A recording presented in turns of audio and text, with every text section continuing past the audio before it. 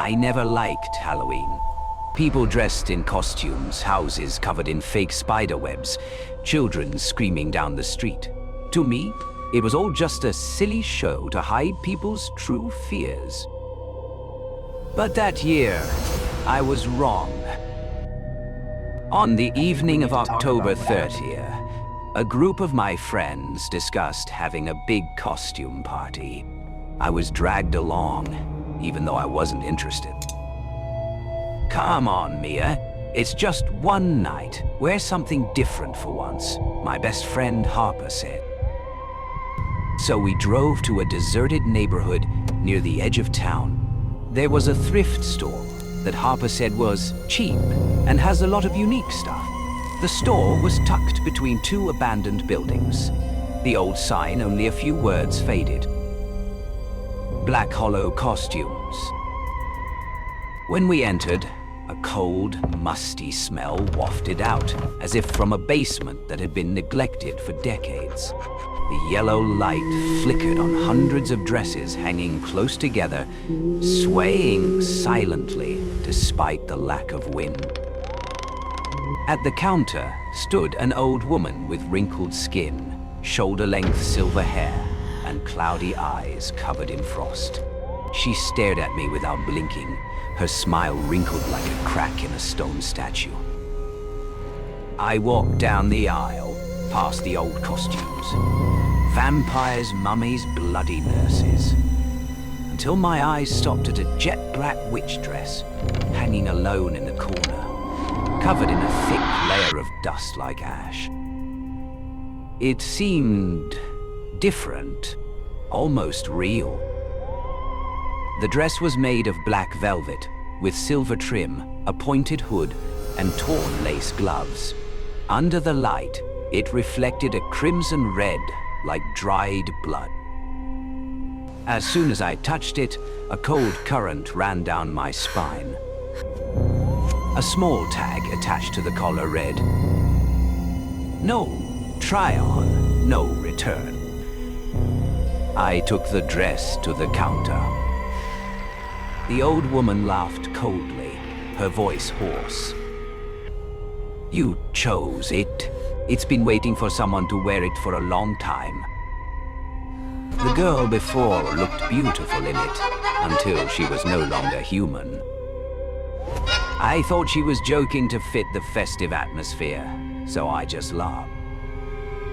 "Don't wear it past midnight," she added, her voice becoming serious. "Then it will wear you." The next night, we went to a party at a friend's suburban house. Music, flashing lights, the smell of alcohol, candy, and cigarette smoke mixed in the air. When I walked in, everyone was amazed. "Mia, you look like a real witch. Where did that outfit come from? It looks so alive." I just laughed, but I felt the fabric on my body contract with each breath.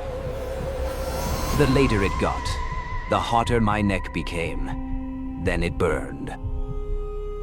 Around 11:45, I felt dizzy and went into the bathroom to take off my suit. I zipped the back. It wouldn't budge. I pulled harder, then harder. The sharp pain made me stop. When I looked in the mirror, I saw that my skin and the fabric were fused together. The seams were bleeding. I tried to cut it with scissors, but the metal snapped. A small voice echoed in my head, clear and cold.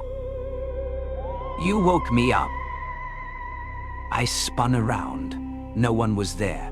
Only the mirror was fading, as if covered in fog, and a figure in it was smiling at me, though I wasn't smiling.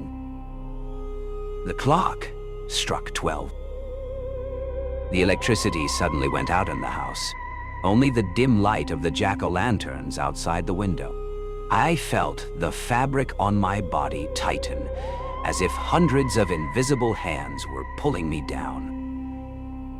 The voice rang out again, clearer this time, echoing through my head. "You gave me a body. Now it's my turn to give you a soul."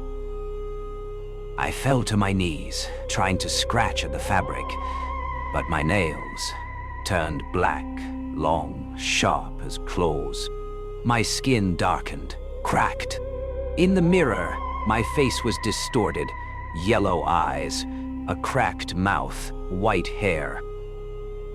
Harper pounded on the door.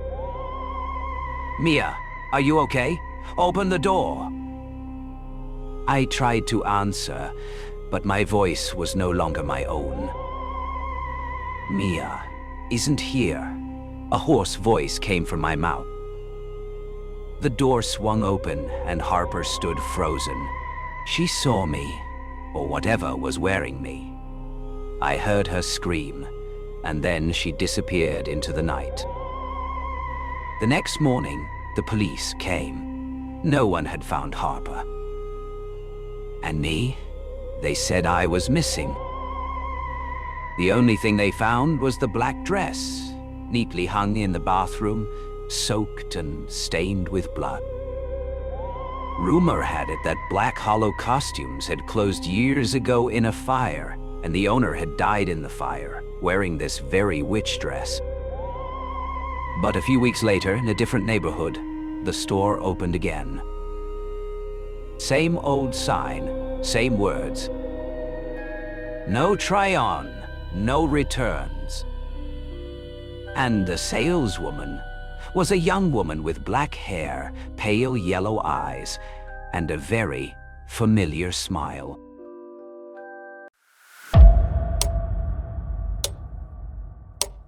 Imagine a night, deep in the heart of winter.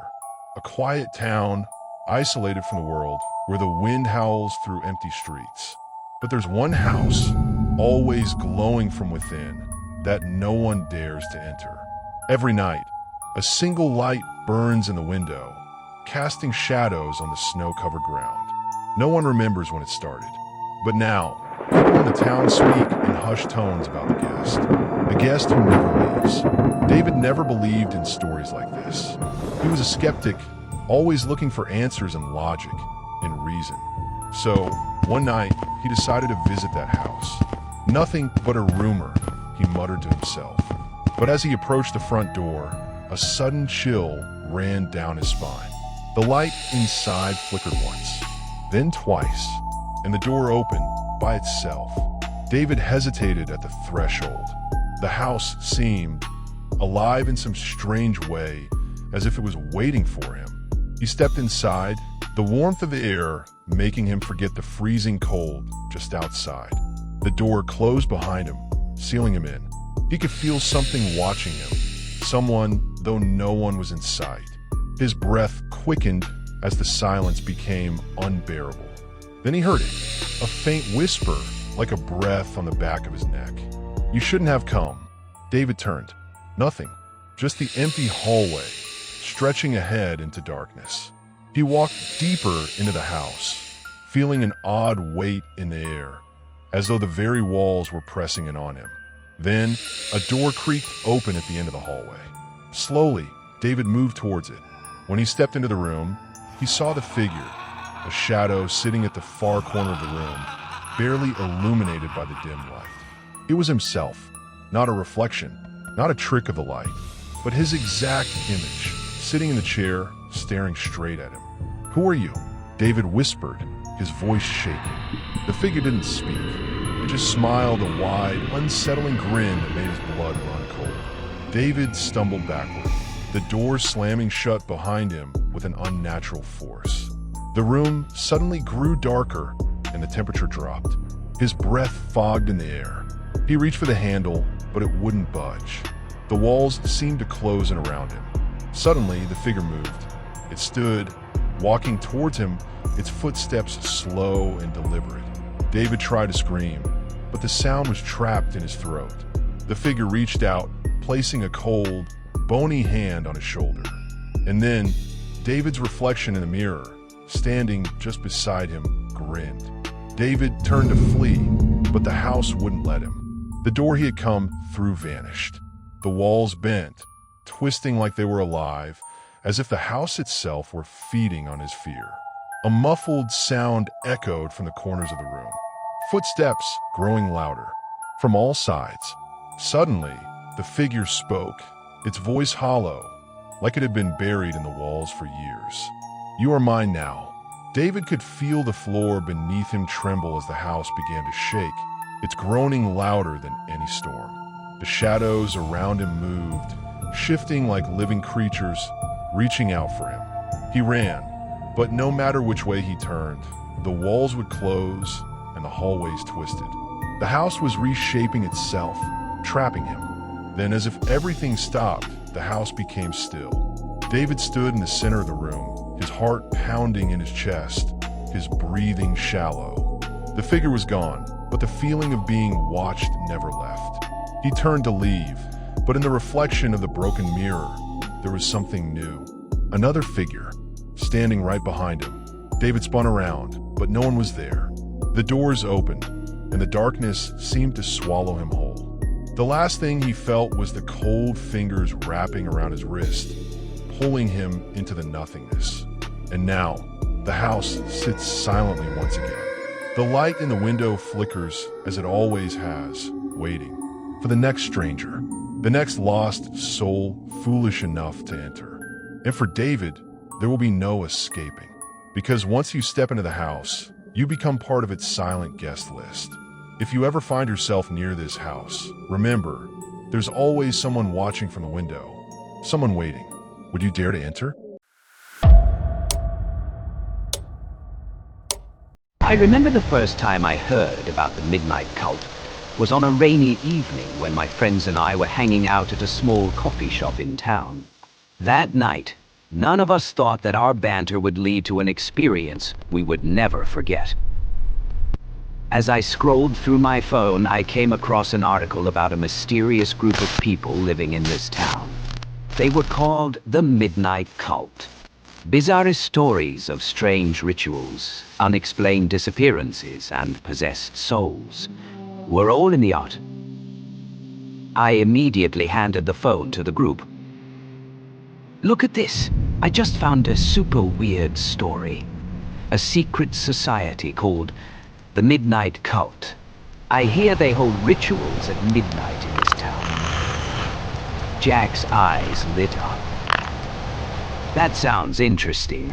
I've never heard of them. What do they do?" Ethan shrugged. "It's probably just a bunch of fiction. Don't believe these things. They're just rumors." Mia was cautious. "But what if there really is some secret society that does some kind of supernatural ritual?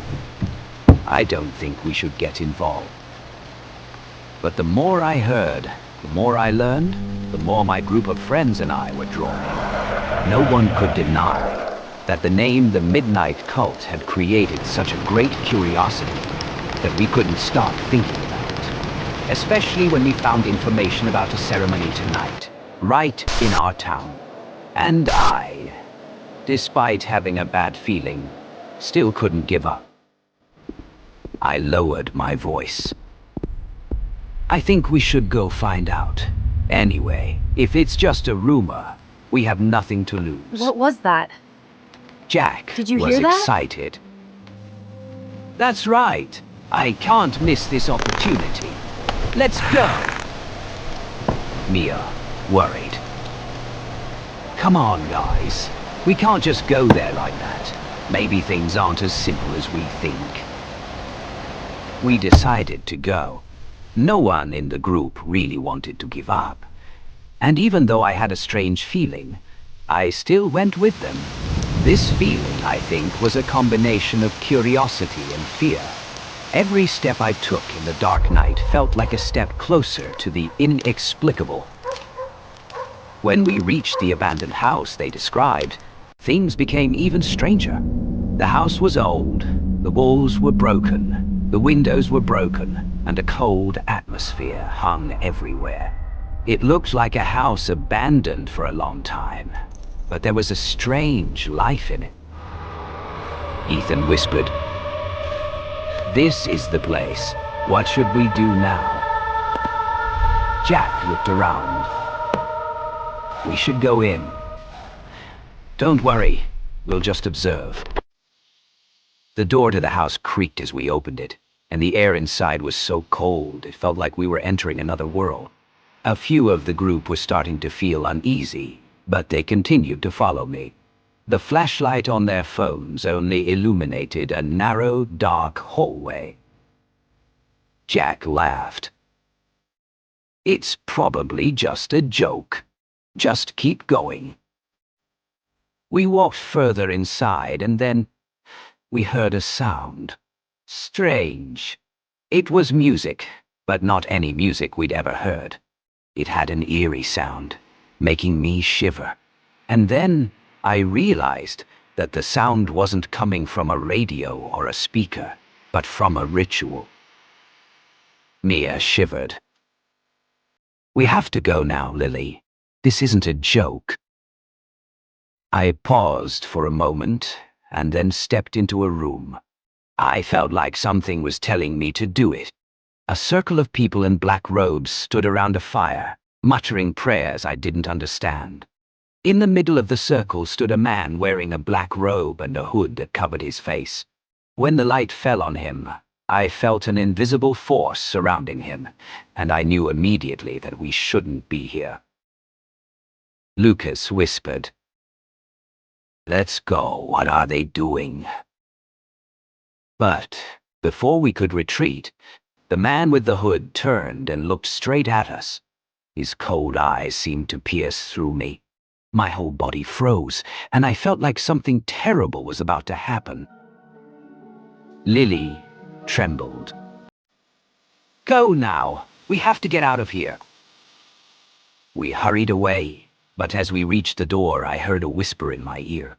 We couldn't escape them. A shadowy figure stood in the darkness, watching our every move. When we left the house, no one said anything. That strange feeling still lingered in me. But I knew we had seen something that no one could explain. The group was silent, only the sound of our heavy footsteps in the dark. I couldn't sleep. The strange feeling after that night followed me all night long.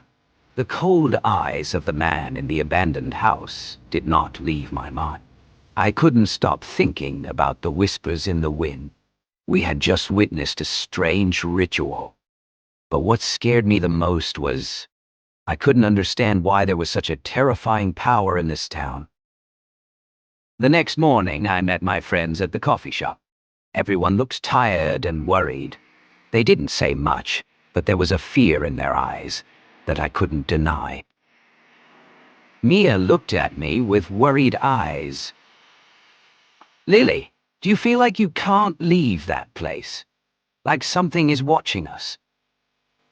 Jack's face paled. "Yeah, I can't shake the feeling that they're watching us. I've never seen anything like it." Ethan pondered. "But why us? They won't leave us alone. I have a feeling this isn't as simple as a joke." Lucas shook his head, trying to laugh. "No way. We must have imagined it." But I knew, despite everyone's efforts to act calm, we were all scared. I was starting to feel like something bigger was coming. It wasn't just curiosity, but something that was pulling us into a spiral we couldn't escape. Mia began to feel strange things happening around her. She told me that she had strange dreams where she saw herself standing in a circle, like what we had witnessed in the house yesterday. But this time, she wasn't just standing there. She seemed to be participating in the ritual. Mia trembled. "Lily, I can't take it anymore. It feels like something is waiting for me, and I can't control it." As time went on, we felt more and more haunted. One evening, I received a strange text message from an unknown number. The message had only one sentence: "We're not done yet." I felt frozen in place. It wasn't a threat, but an affirmation that they knew we were there, and we couldn't escape. I whispered to myself, What should we do now? We decided to go back to the abandoned house. None of us wanted to do it, but we knew that only by doing so could we find out the truth about the Midnight Cult. I couldn't stop thinking about that message and the feeling that someone was watching us every step of the way. Did they really know everything about us? We were back. No one said a word, but we all understood that there was no turning back. Something had been awakened last night, and we couldn't just go back to the way things were. Ethan looked at the house. We have to prepare ourselves for what's coming. If we go in there again, things won't be the same. I couldn't help but agree. The abandoned house still stood there, like a dark monster waiting. As we entered, the cold and silent air enveloped us. This feeling, I can't describe it in words. I could feel the presence of something different, as if we were entering another dimension. Jack muttered, "There's definitely something in there. I feel like someone is watching us." We entered the room where we had witnessed the ritual yesterday, but this time, everything was different. Strange lights danced on the walls, and strange drawings began to appear on the walls, as if they had a life of their own. Lily gasped. "Don't look at the drawings. Try not to look at them." Suddenly, a sound rang out from behind us. A terrible noise, as if something was moving in the darkness. I turned around, and what I saw made me unable to believe my eyes. A black shadow, large and shapeless, was coming towards us. It wasn't a person, nor was it an animal. It was like a creature from another world, with long arms reaching out from the darkness. Lucas shouted, "Run! Everyone run!" We ran like we had never run before, but there seemed to be no way out. That black shadow was always behind us, chasing us, not letting us escape. I could feel its cold breath, as if it wanted to swallow us. When we finally got out, the house was suddenly silent. No more noise, no more strange lights. Everything was eerily quiet. But I knew that dark shadow hadn't left. It was still waiting in the darkness. Lily gasped. "We can't stop. If we want to survive, we have to find a way to kill them. But how?" We escaped the abandoned house, but that feeling still lingered. The dark shadows, the strange lights, the incomprehensible whispers. They all followed us, keeping us from sleeping. We knew it wasn't over. The Midnight Cult were no ordinary group of people, and what we had witnessed was just the tip of the iceberg. Last night, Mia had a strange dream. She dreamed that she was pulled into a dark crypt where strange paintings on the walls were moving. And there, a door opened, leading to another world, a world we couldn't imagine. Her feelings were so real, so intense, and I knew that dream was a sign that we needed to do something before it was too late. Lily held Mia's hand, worried. "Mia, are you sure you're okay? Your dream, it wasn't a normal dream." Mia sighed, her face pale. "I don't know. It was like a warning, an invitation. Those doors weren't just dreams. I felt like I actually saw them." Jack was shocked. "We can't just sit here and ignore it. This isn't just a group of people. They have real power. We have to do something." But I knew we couldn't continue living in fear forever. We needed to find out about the Midnight Cult, about their origins and the rituals they performed. Only then could we escape them. And I decided, even if I had to sacrifice myself, I would find out the truth. I suggested the group go find more clues. We needed to learn more about the abandoned house and the traces that this secret society had left behind. We began to dig through old documents, newspaper articles, and rumors in the town. One afternoon, we went to the town library, where there was a warehouse of old books that had long been abandoned. Ethan flipped through the old books. It seems that everything started with an event in the 1920s. A group of people discovered an underground temple where they began performing occult rituals. The scary thing is, they were not normal people. We continued to learn, and I discovered that the Midnight Cult had existed for a long time. They were people haunted by a dark power, capable of manipulating the afterlife. The temple they discovered was an ancient place, built on the foundations of a long-lost civilization.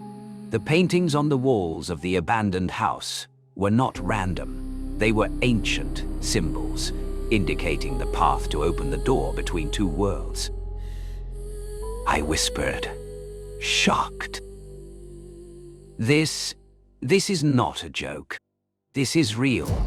They are opening a door, and we are in the middle of it. The group could do nothing but continue their search. We had discovered a new location, a place the paintings on the walls pointed to, a forest outside the town, where there was an ancient temple. That was where we had to go. But the one thing I could not forget was Mia's dream and the doors in it. I felt like what we were looking for, the world we could not understand, was slowly opening up before our eyes. I said with determination, "We cannot stop. Everything will end if we do not act now. Come with me." As our group approached the temple, suddenly a creepy sound echoed in the air, a low laugh, as if someone was watching us from afar. The group turned around, but saw nothing.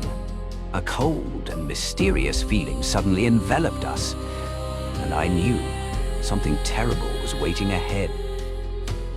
We reached the forest. Every step in the darkness of the dense trees made me feel more and more surrounded.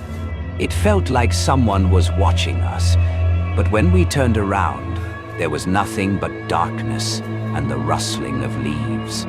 Everything seemed silent, but the silence made me feel even more uneasy. We found traces leading to an ancient temple, which the drawings in the abandoned house and the documents we found in the library pointed to. Everything was slowly coming together. I couldn't stop thinking about one thing. Could we escape the control of the Midnight Cult? Or were we walking into an inescapable trap? As we entered the area near the temple, the atmosphere changed. The smell of damp earth and an eerie silence filled the air. It felt like we were entering a different dimension, no longer part of the real world. I could feel something reaching out from the darkness, as if the temple walls were watching us, watching and waiting. Lucas whispered, "Everything here is strange.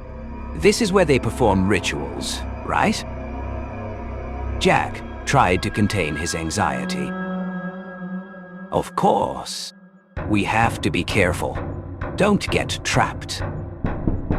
We entered the temple.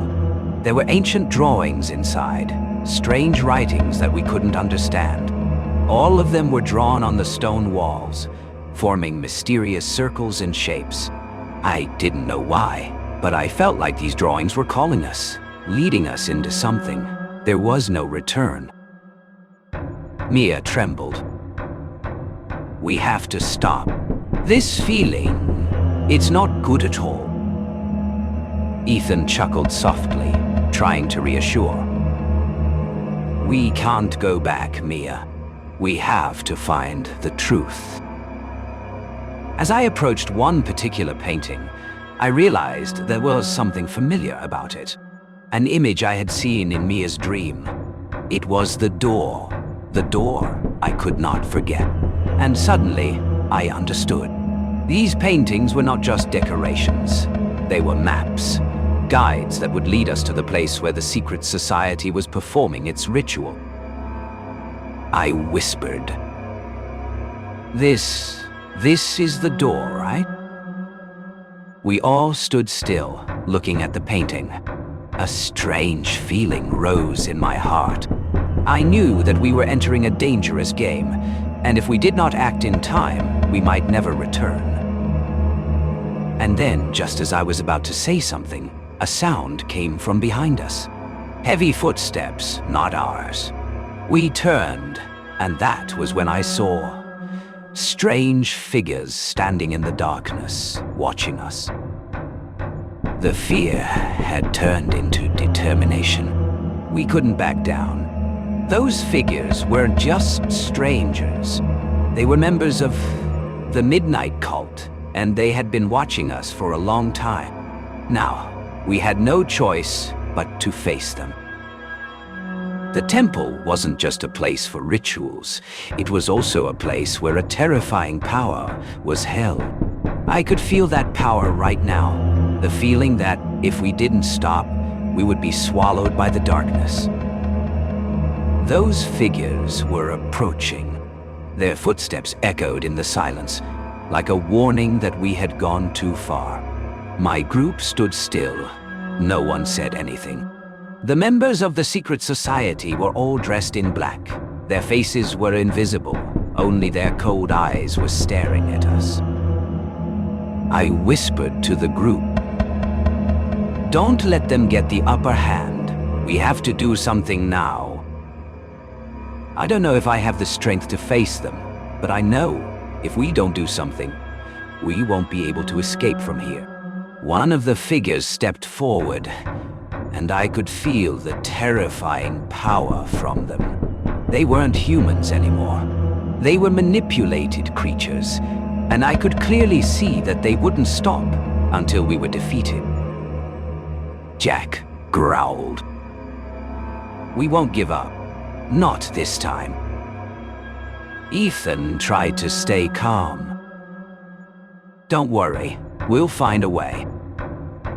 Suddenly, I felt a cold air pass over me. The cracks in the wall began to glow, and the strange sounds from the paintings seemed to come to life. An invisible force was trying to force us closer to the mysterious door we had seen in our dreams. Mia struggled. "We have to close this door, otherwise everything will collapse." The group started running towards the painting, which might be the key to stopping it all. But the figures in the secret society were not going to let us escape so easily. A fierce confrontation between life and death was happening right before our eyes. As we approached the painting, a powerful light from the door opened, and I felt an extremely strong pull from it. A terrible force was slowly pulling us into another world. In that moment, I realized a terrifying truth. We were not just dealing with a secret society, but a powerful supernatural force that we could not control. I gasped, desperate. "It can't be. We have to stop." The door opened, and we were pulled into darkness. What happened next? I couldn't be sure. But we stepped through that door, and it was unlike anything we had ever imagined. I couldn't understand what was happening. We stepped through that door, and when I opened my eyes, I was no longer in the temple. Everything around me was blurry, as if I was in another space, a completely different world. I could feel a strange power spreading throughout this space, making me feel like I was no longer myself. Strange sounds, incomprehensible whispers echoed in my head. The air was cold and thick, as if time had stopped here. I whispered, "Where is this? Where are we? Ethan's voice was filled with worry. Where have we entered? This is not our world. We stood still, looking around. Unfamiliar gates, strange drawings on the walls, and the dim light from mysterious lamps. The group did not dare to say anything, just silently observing everything. I felt like I was trapped in a nightmare that I could not escape. Miarun trembled, looking up. Maybe we have entered another dimension, a world of theirs. We began to move through this strange space, and the deeper we went, the more I felt the oppression from the force that the Midnight Cult worshipped. Every step made me feel like there were invisible eyes watching us from all directions. Lucas doubted. We can't keep going forever. Something's wrong. Everything is too strange. A sudden flash of light stopped us. Before us was a large wall with ancient symbols on it. Part of me wanted to leave immediately, but the other part couldn't stop looking at those symbols. They seemed to be calling to me as if I had some kind of connection to them. Lily whispered. These symbols, they're similar to the ones we saw in the abandoned house. I moved closer, and when I touched the wall, the symbols began to glow, and immediately, a door opened. I didn't know what I was doing, but I felt like I couldn't stop. It felt like I was being pulled into something I couldn't control. Ethan turned around, panicked. Don't do this, Lily. But it was too late. The door opened, and we stepped through it. We didn't know where we were going, but I felt one thing. Things were spiraling out of control. We stepped into a larger space. Nothing but darkness. Soft laughter rang out from somewhere, as if someone was watching us. I felt the presence of an unseen force, and I knew we had gone too far. This door wasn't the way home. It was leading us into a place we couldn't imagine. Lily gasped. We have to go back. We can't go on. But when I turned around, the door was gone. We couldn't turn back, couldn't retreat. There was only darkness and strange sounds. And something very close, waiting for us. We had entered a world we could not understand. Everything around us was strange and dangerous. There was no way back, and I knew one thing for sure. We could not go back. The door we had entered was not the way back anymore. I felt like something was waiting for us, like an invisible monster lurking, watching, waiting for the right moment to strike. This world, the world of the Midnight Cult, was full of mysteries, cold stares from the darkness. And we, with all the fear in our hearts, could not retreat. We continued to walk through the dark corridors of this world. Every step made me feel more and more surrounded. Shadows in the darkness were moving around us. I did not know who they were, but we felt like someone was watching our every step. Suddenly, we stopped when a strange sound rang out from ahead. Heavy footsteps, as if something was approaching. The group fell silent, not daring to move. And then, from the darkness, a figure appeared. A person, but not a person. It was a creature with glowing eyes and a cold smile, as if it knew everything about us. I gasped. What is that? Ethan froze. Don't look into its eyes. It's a creature. We must face it. The creature didn't say anything, but I could feel the malice radiating from it. It moved closer, its gaze piercing us. I knew that if we didn't act now, we wouldn't be able to get out of here. I decided to take a chance. Raising my hand, I began to reread the words in the ancient book we found earlier. The words were strange, like a curse. We didn't know if it would work, but as soon as I finished the last sentence, the creature stopped. Lucas sighed in relief. We have to keep going. This is just the beginning. The creature turned and walked away, but I knew it wasn't the only danger. From now on, we would face greater challenges and fight a supernatural force that was manipulating this world. We had no choice but to continue our journey, even if it cost us dearly. I could never forget the look in the creature's eyes. It wasn't just an enemy, it was a representation of the evil we were facing. But now, that evil wasn't just limited to the creatures out there.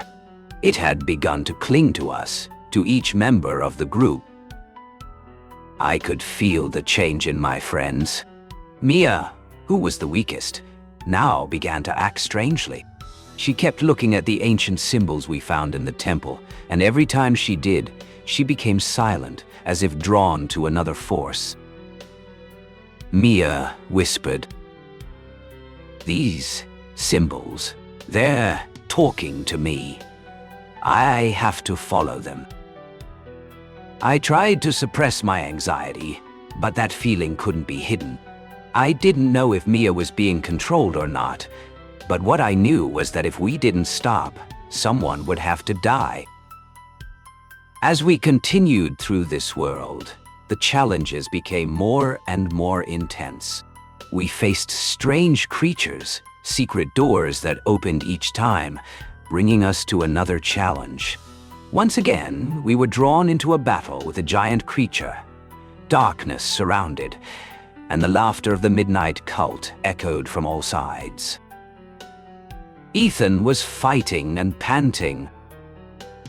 We have to find a way to close this door. Otherwise, we will never get out. Just as we were about to retreat, Mia suddenly walked towards a painting on the wall. She looked at it, as if noticing something we could not see.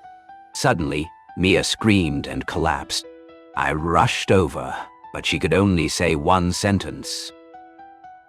Mia was trembling, crying. We were tricked. The price is too high.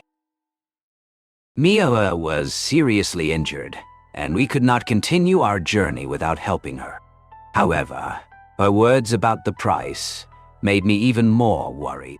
Would we have enough strength to fight the Midnight Cult? Or would we have to pay too high a price to escape this place? Mia had regained consciousness, but we knew that everything had changed. She was no longer the same. There was something different in her eyes. It seemed that the Midnight Cult had succeeded in taking over a part of her soul. But we could not stop now. Now we were close to the final goal. A dungeon door opened, and the Midnight Cult was waiting for us on the other side. The final battle took place in the darkness. We all felt the mysterious power weighing down on us. The monstrous creatures rushed at us, but we could not stop. Each of us had our own goals, but together we had to stop the Midnight Cult from opening the door between worlds, where we would all be wiped out. Mia, despite being manipulated, eventually realized that she had to sacrifice herself to close that door. At the last moment, she made a decision that none of us could have expected. Mia sobbed. "This is the only way to save you. Don't worry about me. You must live." The door finally closed, and the world that the Midnight Cult created disappeared. But the price we had to pay was too great. Mia was gone. Her memories would forever haunt us. We escaped, but I knew Everything had changed forever. I felt tormented. We could survive, but this price, was it worth it?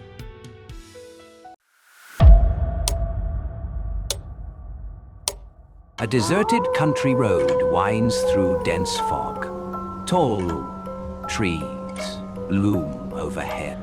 A single car headlights cut through the darkness. Inside the car, Jason Harper driving and Emily Harper sitting in the passenger seat.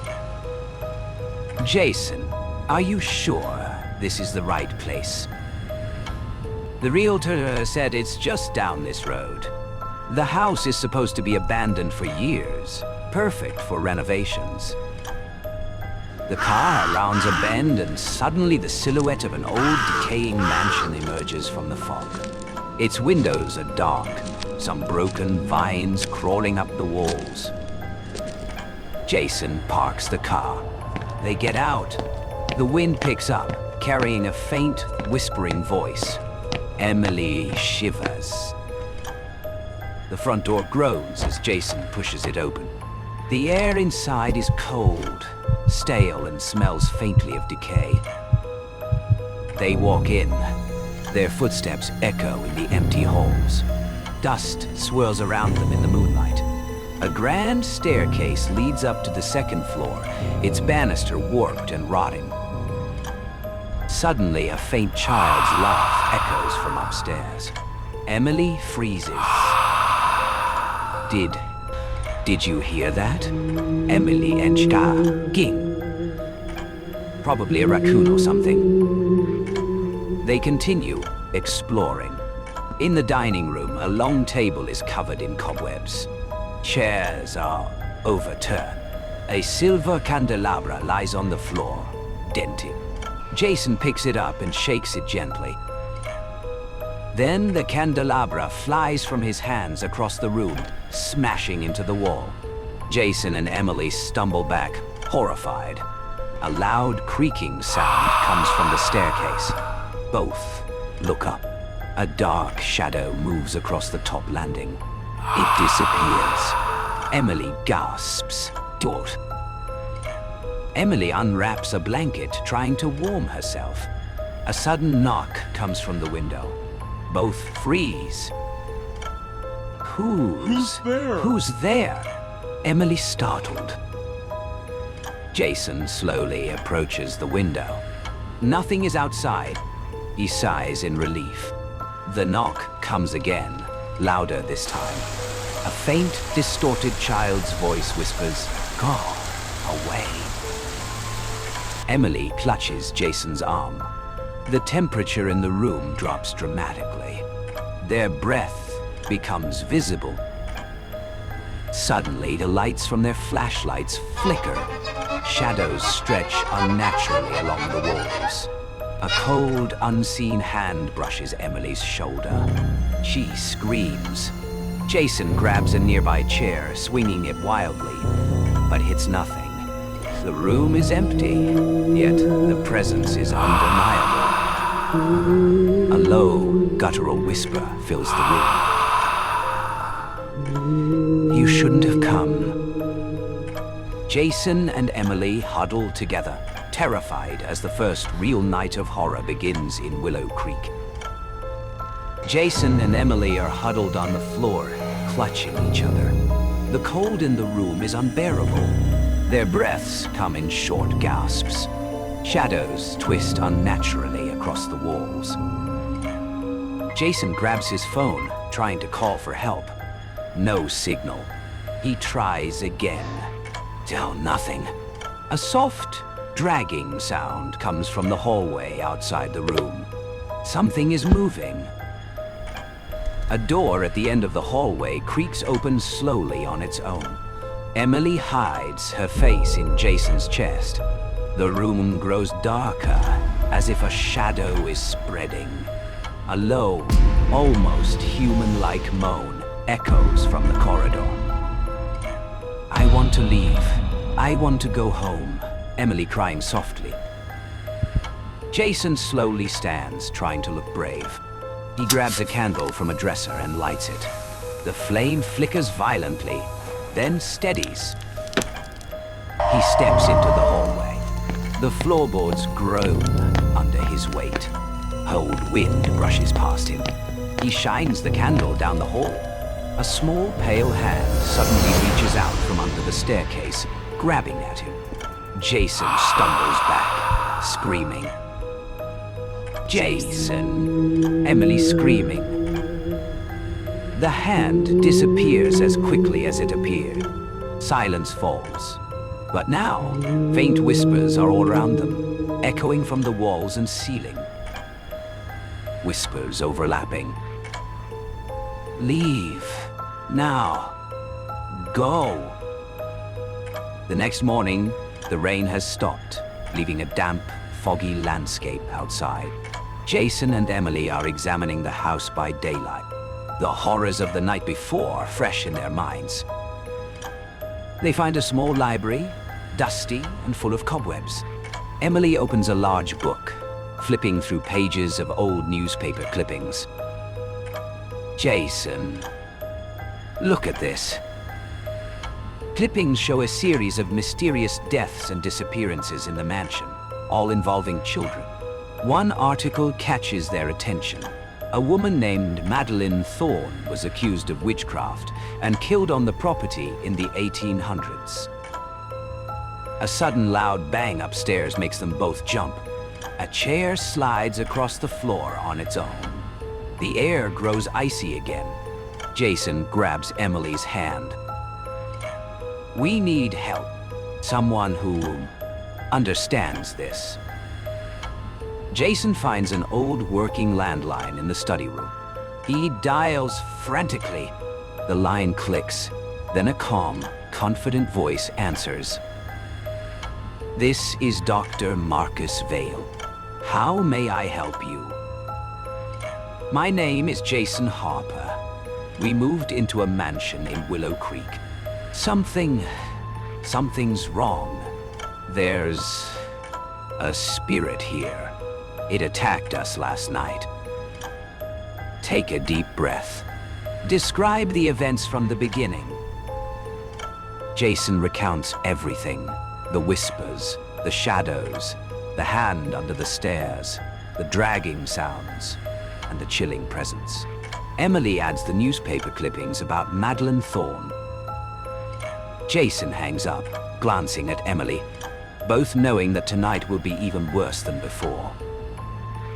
The rain has returned, light at first, then heavier. Fog swirls across the lawn.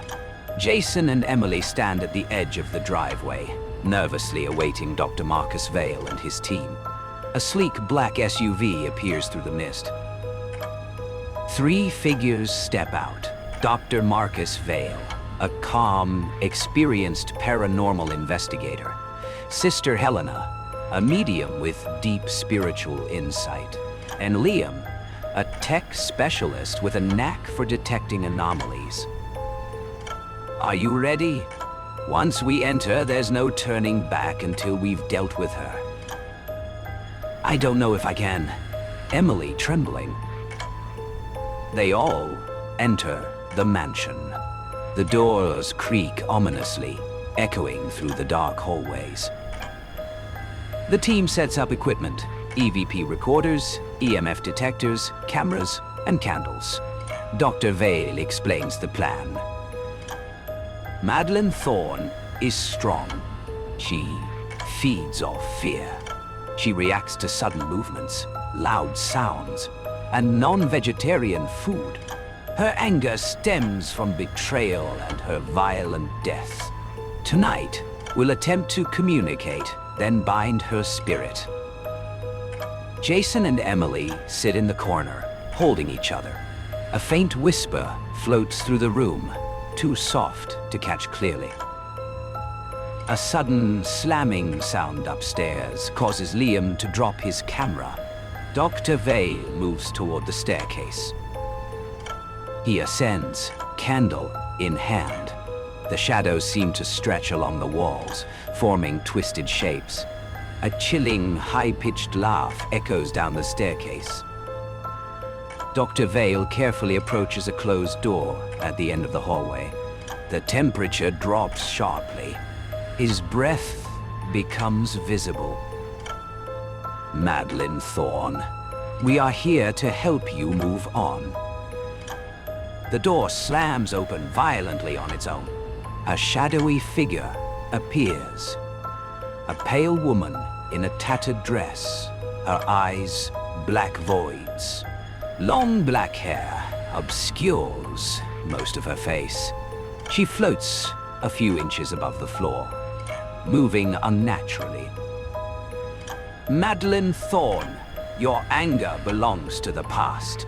You will not harm them. The ghost screams, a high-pitched wail that shakes the walls. Furniture slides across the floor. Candles extinguish themselves one by one. Liam shouts, trying to record everything. Sister Helena steps forward, holding a small pendant glowing faintly. By the light of the old, by the power of the unseen, I call you to listen. The ghost pauses, tilts her head. A whisper emerges, almost human. Why did they betray me? Ghost whispering. Suddenly, a loud crash is heard from downstairs. Jason and Emily run toward the sound. They see furniture thrown across the room.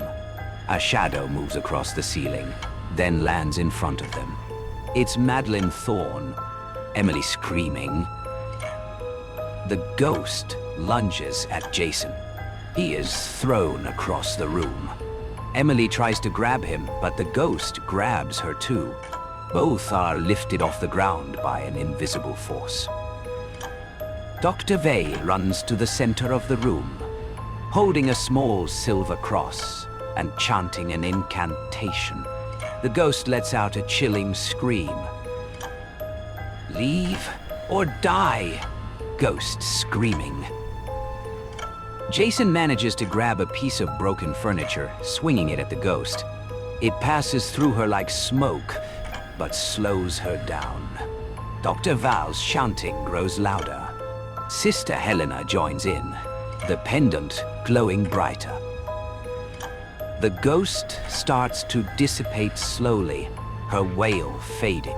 The air warms. The objects stop moving. Jason and Emily collapse to the floor, exhausted but alive. Dr. Vale's serious to Emily and Jason. This is only the beginning. Spirits like Madeline Thorne, they are powerful. But tonight, she has been weakened. The camera lingers on the shadowy corners of the room, hinting that she may not be gone entirely. Jason and Emily sit as Sister Helena performs a vision ritual. Candles circle them. Incense smoke curls around their faces. Suddenly, the room shifts. The walls seem to bleed. Her fury is born of betrayal, starvation, and murder. They left me. They left me. Ghost whispering. Objects fly. Lights flicker. Shadows dart across hallways. Jason and Emily are trapped in a room, terrified. She's feeding off your fear. Stay calm. Dr. Vale shouting. Jason sees ghostly children in the corner, echoes of Madeline's lost family. One reaches toward him, whispering, "Join us." He panics. But Sister Helena intervenes with her pendant, driving the spirits back. Dr. Vale and Sister Helena lure Madeline into the attic. Candles, protective symbols, and chanting surround her. "You can't take me," ghost screaming. Emily, summoned by Sister Helena, repeats her mother's name to calm Madeline, connecting to the part of her soul still human. Madeline, it's time to rest. You don't have to hurt anymore. The ghost shrieks, convulses, then suddenly falls silent, hovering briefly before dissipating into mist. The attic is still. The storm outside breaks into light rain. The mansion is quiet. Broken furniture remains, but the oppressive darkness is gone. Jason and Emily sit, exhausted but alive. It's over. She's gone. For now. Spirits like her leave traces. Respect the house. Don't return alone, Sister Helena. Madeline Thorne's story is a warning. Not all spirits want revenge. Some just want closure. The team leaves, the mansion looming quietly in the early morning fog. The camera lingers on a corner of the attic. Faint black smoke curls, hinting she may not be completely gone. Jason and Emily walk away, holding hands. Birds chirp. Life seems to return to normal, but a faint wind carries a whisper. I'll be waiting, ghost whispering. Cut to black. The credits roll, leaving a lingering sense of unease.